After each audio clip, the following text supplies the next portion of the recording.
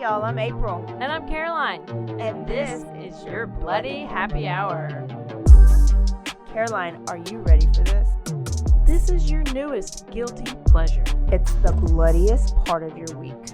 Did we say something about it also being happy hour? Show did. Because we about to be sipping on some murder. Bloody Happy Hour.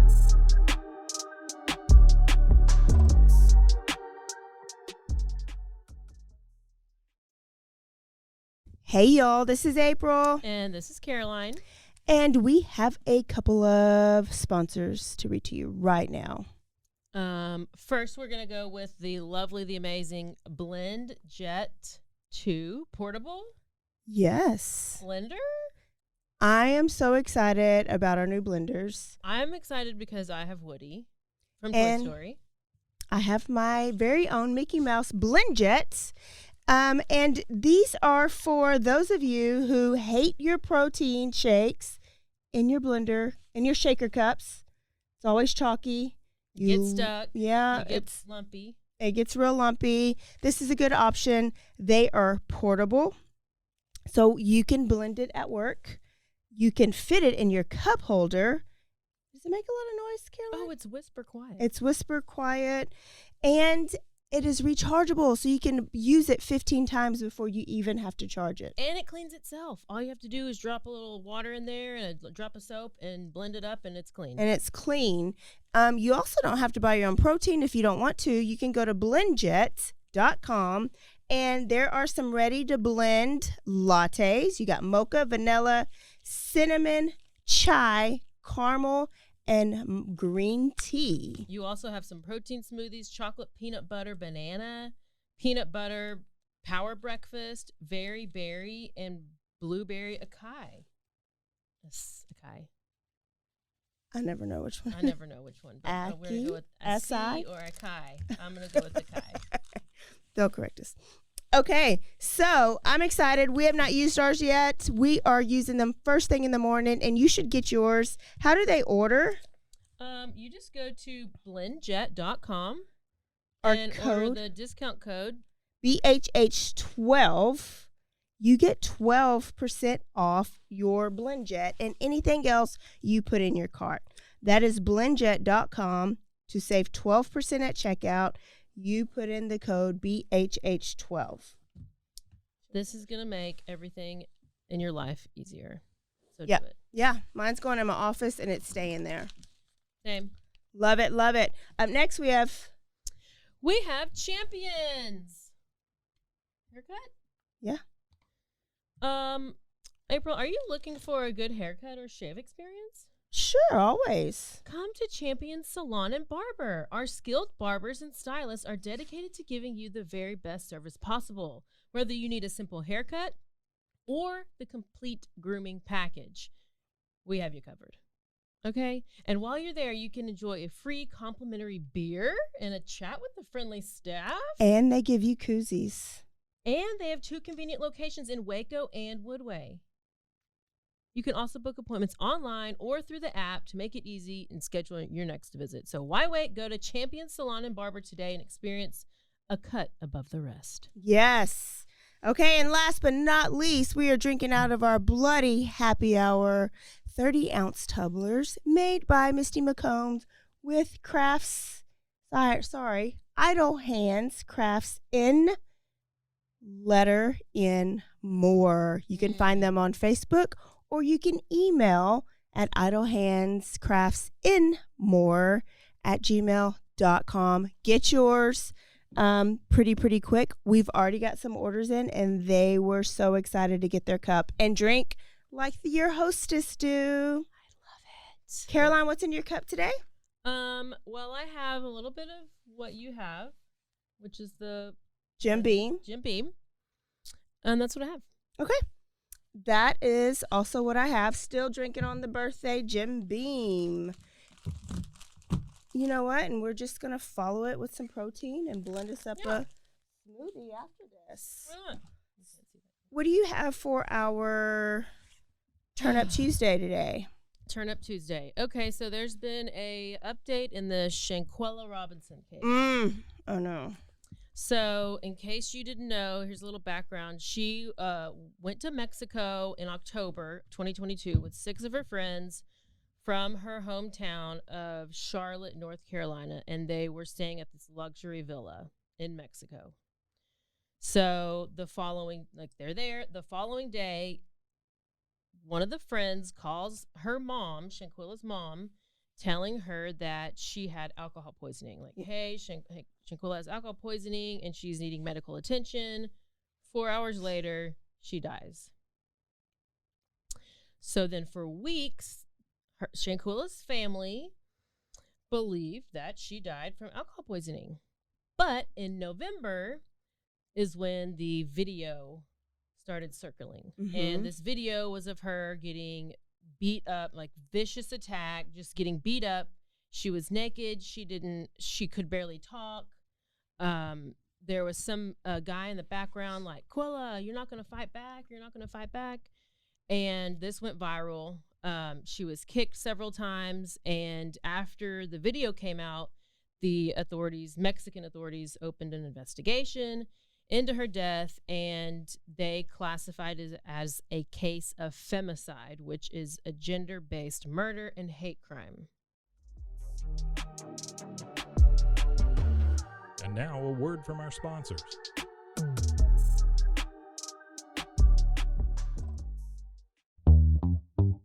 Hi, and welcome to Bustles and Bangers with your hostess, Rachel and Christopher. I love it when you say my name.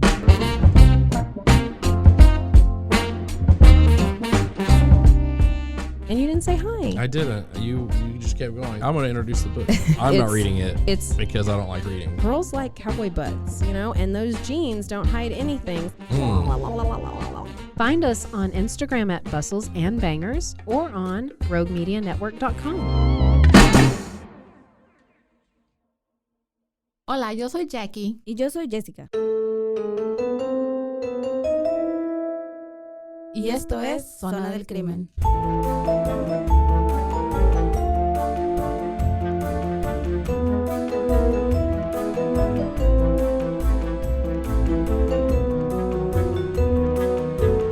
Un podcast donde hablaremos sobre casos de crímenes reales y eventos impactantes que han quedado marcados a través del tiempo.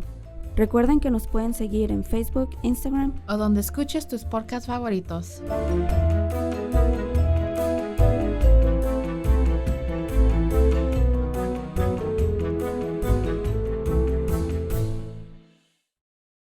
Hey, I'm Blair. And I'm Brittany. And we're the host of By the Cover Podcast. We cover everything from mysteries, thrillers, romance, chick lit, and even some smut.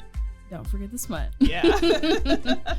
We're so excited to get this thing going and share this with you guys. We've been talking about this for months, and it's finally happening. Yes. Special shout out to Rogue Media for helping us with this. For sure.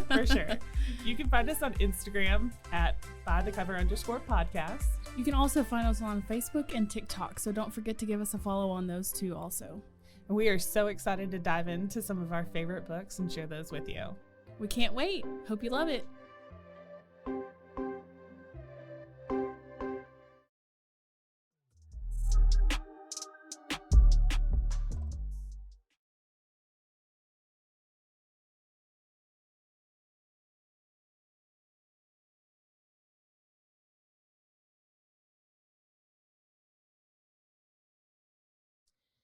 So that's where we stood then. It was being prosecuted, hopefully, maybe by the Mexican authorities. Well, then Shanquella's family attorney wrote a letter to President Biden and Antony Blinken for the U.S., asking the U.S. for criminal charges.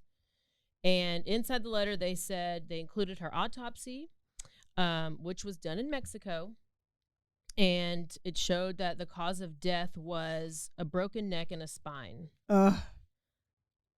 Yeah. And that the manner of death is violent. Very.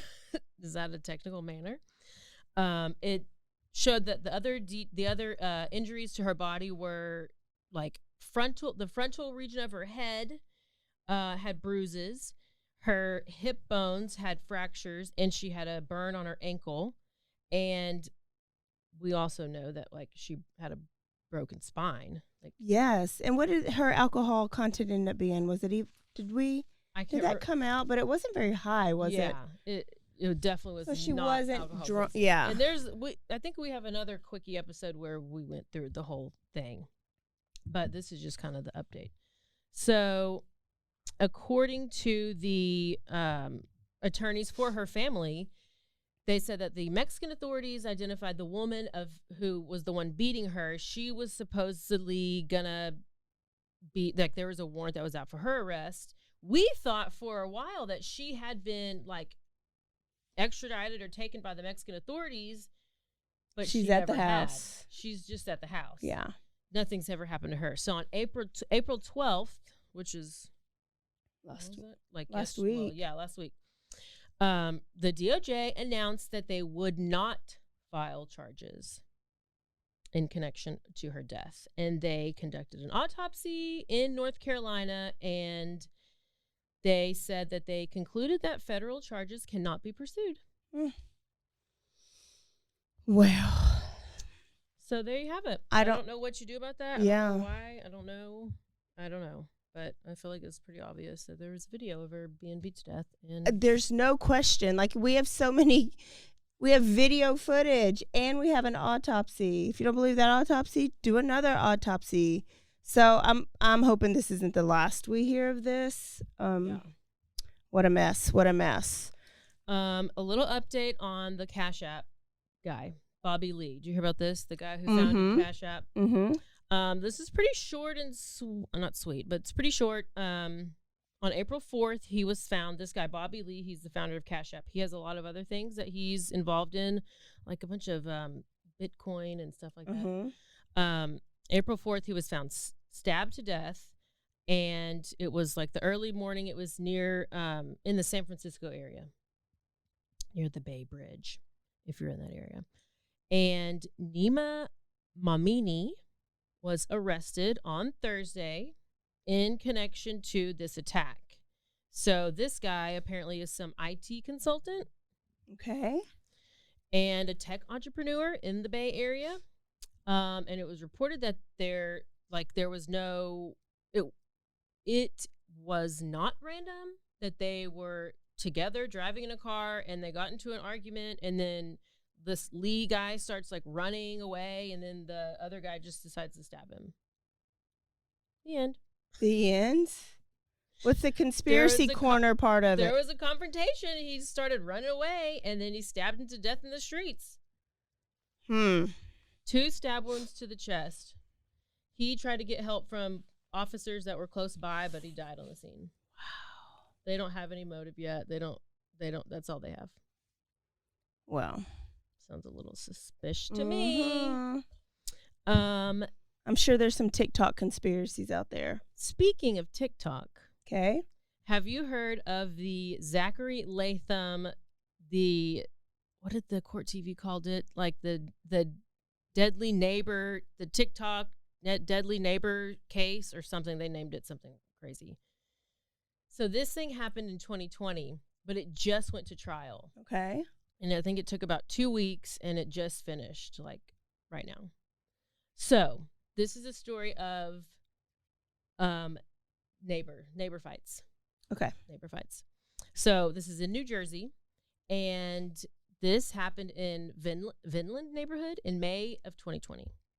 So Zachary Latham was 18 years old, and he had stabbed his neighbor, William Durham, goes by Timmy.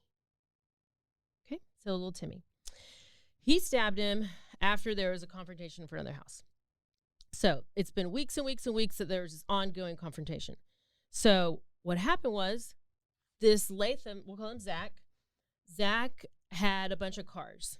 He liked to have nice cars, and he would post his cars on, like, pictures of his cars on TikTok. And he started to where he would like rev up the engines really loud. So he would have loud cars, post those posts on TikTok. Well, the neighbors did not like that he was revving his cars. He obviously lived in a neighborhood where it's not totally appropriate. Clearly, I would have been annoyed too. But these people were real annoyed, and they decided to take it into their own hands. So the Durham family, we have, okay, Zach posts an argument between Tiffany. Tiffany's the mom. So she goes over and she's like getting all in his face, like, stop revving your cars. She has it on. He's videotaping the whole thing. Well, she's going crazy. She's being Karen. He starts calling her Karen. Oh, you're being a Karen. Well, he posted on TikTok and it goes viral. It gets like 3 million views. Oh, it gets like man. 3 million views. He started, so he's posting all these posts and he ends up getting like 40,000 followers like over time. And this is kind of what he's doing. So now he's like posting these videos of these crazy neighbors who he's just like egging them on, and they're like getting like legitimately like pissed off. So he has a girlfriend named Sarah. So it's Zach and Sarah. And then you have that encounter where, well, then like after that post goes viral, then husband gets mad. Husband is Timmy. And he's like, oh, I'm going to do something about this.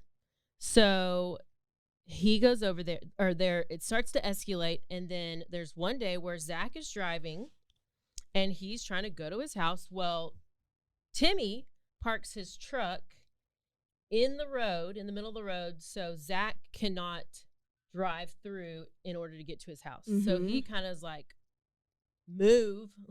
And then girlfriend Sarah is in the passenger seat. She's recording it. And then they won't move. He ends up just driving around the truck to go on to the house. But they're still mad. So then the whole family, Timmy, Daddy Timmy, Tiffany, Mama Tiffany, Gage, son Gage, and who's the other one? Billy. Okay. The whole family goes over to his house, to Zach's house, because they're real mad. So the younger kids, Gage and Billy, they ride their bicycles over there. Oh, my goodness. They ride. Dad comes in the truck. Mom's in the passenger seat. This is all... Where are we at? New Jersey. New Jersey. Okay.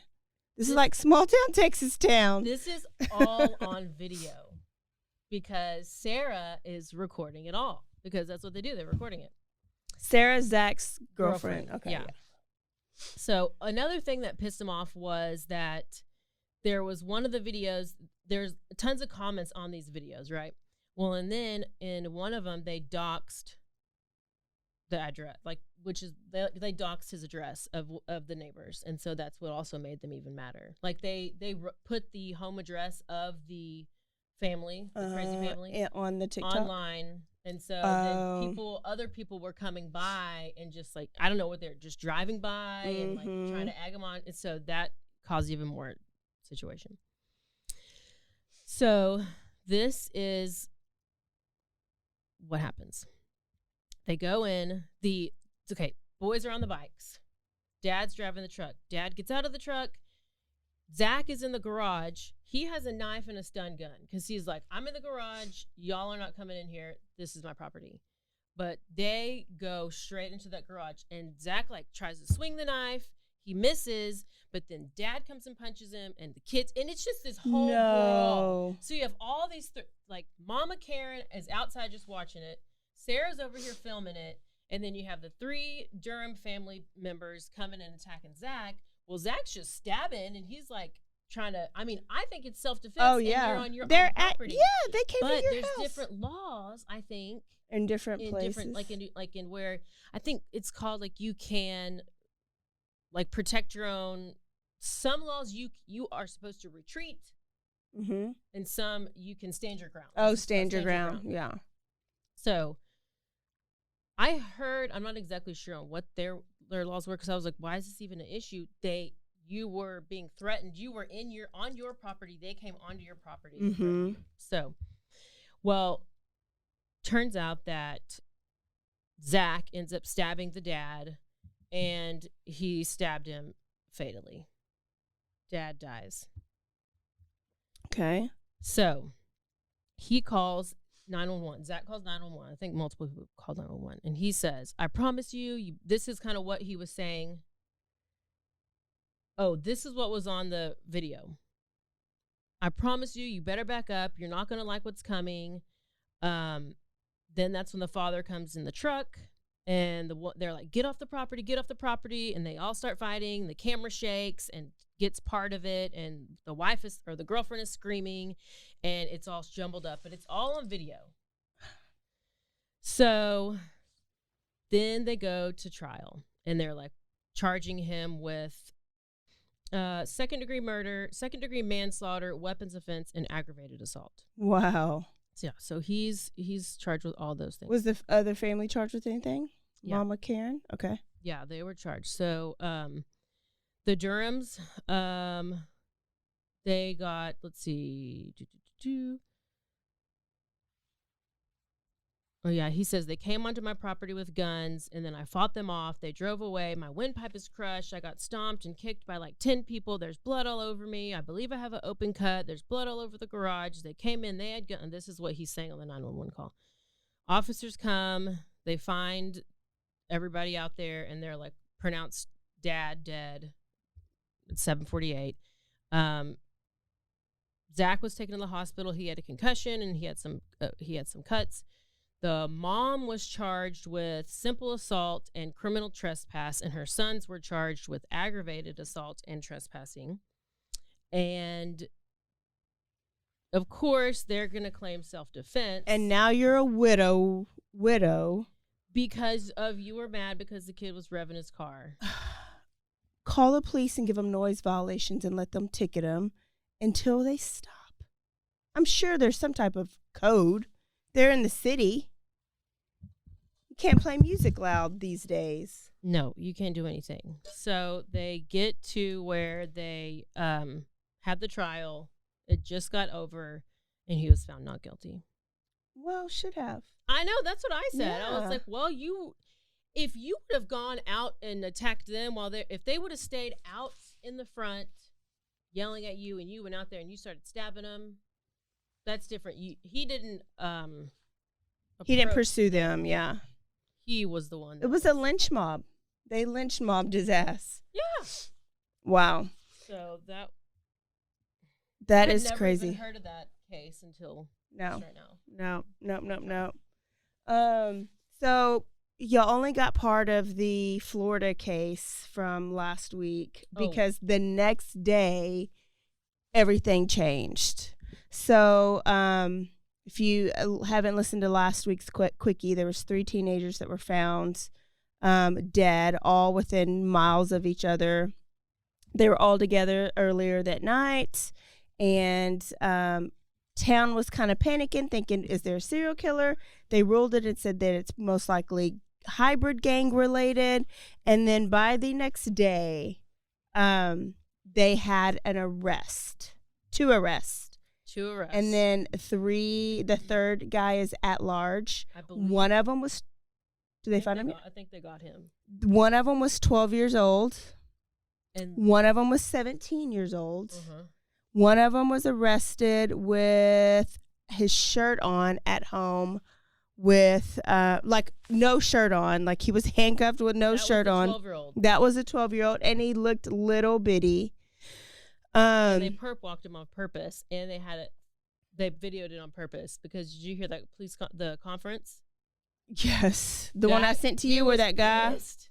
If there's not a police conference you don't watch, you go watch this guy. You have got to watch this conference. He does not hold back about anything, and he says everything he says is the truth. But basically, all 6 of the teenagers have been involved in a lot of like organized crime, gang-like crime. 3 of them go to school with each other, but not the other 3. I don't think do. But they know each other. And the 3 boys that killed the 3 other people were just turned on them. So they were all had a plan, organized mission, and they turned on them. Now, did they come out with, I've been in New Orleans and shit-faced on Bourbon Street. Did they come out with like an actual motive or the why or... He said, and he's in the interview that I saw, he was not going to release everything until they got the 3rd perp. So I didn't know that they got the 3rd perp. I'm pretty sure they. third suspect. He was 16 years old. He was arrested. Yeah, so they have them all. What was the story about the guy in the trunk? There wasn't a guy in the trunk. There was the girl. Well, was she the girl? It was a girl. There was a girl that was found by a dumpster. Mm-hmm. And then there was a guy found down the road. Mm-hmm. And then there was another girl that was found in the trunk. Was that in the car that was submerged? Or like in the car that was submerged. Okay, of Sylvia Palace, Layla's car. But in the conference, the officer said that she willingly was in the trunk. They were all willingly with each other. Like it wasn't like a kidnap type thing. Yeah. They were all willingly in the car. So she just died from being in the trunk? No, she died from a gunshot wound. Okay. And then they put her in the trunk. I thought he was saying that she was willingly, like it wasn't, they didn't kidnap her. They were all willingly together. Three of them just turned on the other three. I guess that's what he was saying. Okay, yeah. Yeah. Yeah. But, and they might have come out with more. So there's, I guess, the ending of that story where when we ended last week, I was like, do you think it's a little kid, like somebody their age, or an adult? Well, it was interesting, too, because in the press conference, he kept talking about how he, a lot of times they don't put minors' faces out there and names immediately, and he wanted to get their faces and their names out there. He was like, I don't want anybody to hang out with these kids. I want the parents to know what these kids did, who they are. And then, so you'll be warned, or at least you'll know about it. Yeah, I guess. It was. I've never seen a press conference like that. It was pretty great. Yeah, he was legit. So there you go. Is that all we have? Well, the Vallow trial, or Daybell, Lori Daybell. Oh man, I wish so badly that was televised. It's so good. I mean, it's good because I'm listening to it, the audio, and it is wild. It's so detailed. It's so brutal. And we never knew. We knew that they dug up and found bodies, but we never knew how they died. Right? They didn't release that in the beginning.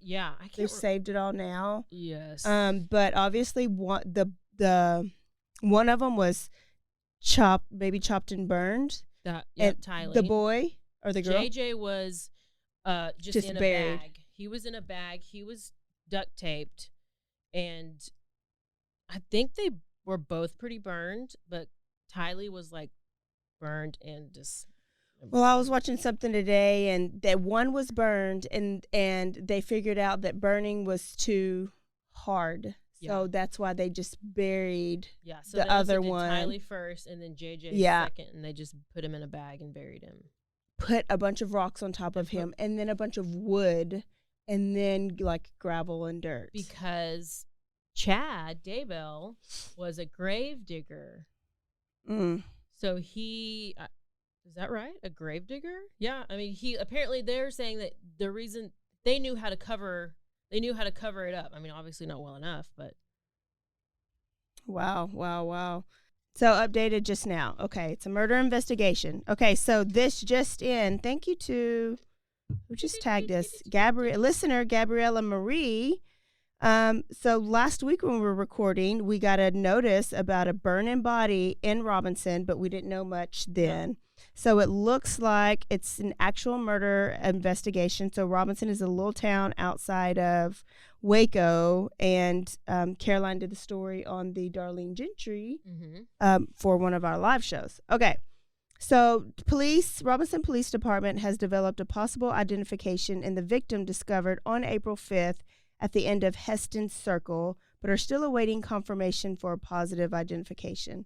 Possible vehicle identification and location of a person of interest led Robinson detectives to Wichita, Kansas, BTK killer. On Saturday, April 8th, the Wichita Police Department located and attempted to pull the vehicle over, leading to a high-speed chase and the suspect ramming multiple police units. The suspect, identified as Derek J. Dagnalt, was taken into custody and is now a suspect in the Robinson burning person case.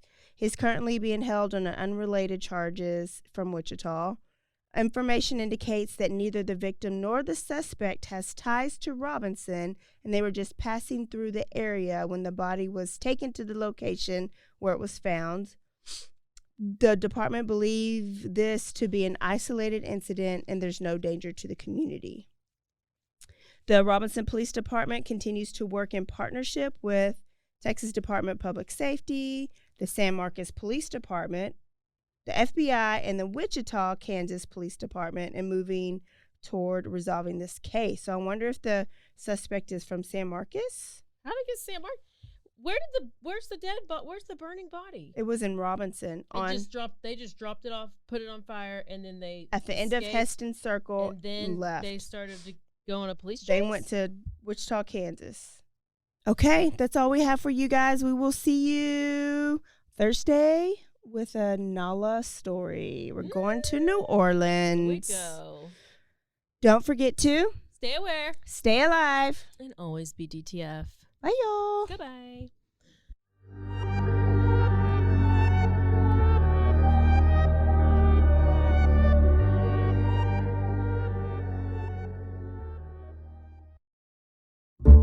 This has been a Rogue Media Network production.